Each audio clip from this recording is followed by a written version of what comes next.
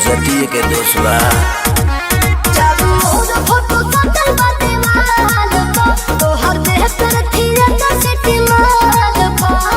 Wanted me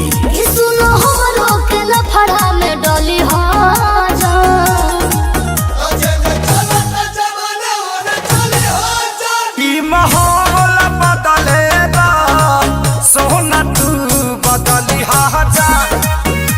माहौल बदलेगा सोना तू बदली जा।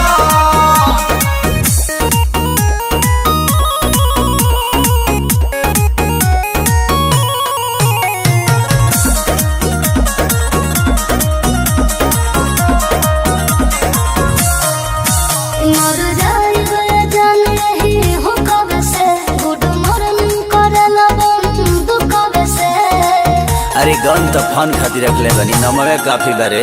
घर के न जाने हमर मन तू अब चल कर ताका मार हौ बाघवा के लोभ।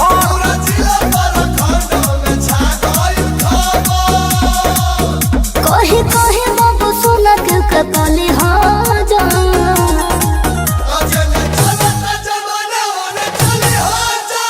माहौल बदलेगा सोना तू बदली जा।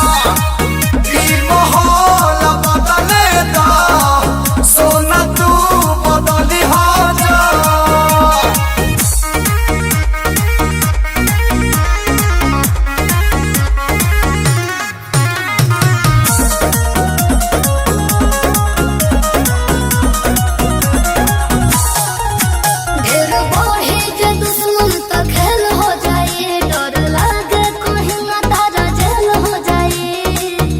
लगता है जान